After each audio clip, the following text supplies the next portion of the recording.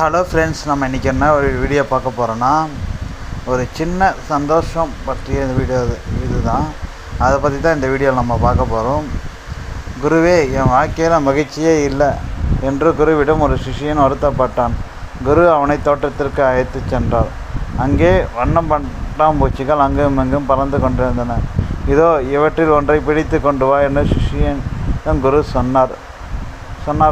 ஆனால் பட்டாம்பூச்சியை துரத்தி கொண்டு ஓடினான். ஆனால் ஒன்றை கூட அவனால் பிடிக்க முடியலை. குரு சொல்கிறார், பரவாயில்லை வா என்றார். நாம் தோட்டத்தின் அழகை ரசிக்கலாம் என்று அவனின் தோட்டத்தின் நடுவே வைத்து வந்தார். இருவரும் அமைதியாக நின்று கொண்டு தோட்டத்தின் அழகை கண்களை விரித்து கண்டுகளித்தனர். சிறிது நேரத்தில் பட்டாம்பூச்சிகள் பல அவற்றை சுற்றி பறக்க தொடங்கின. மேலும் 2 பட்டாம்பூச்சிகள் அவன் கைகளிலே வந்து அமர்ந்தன. குரு சிரித்து கொண்டே சொன்னார், இதுதான் வாழ்க்கை.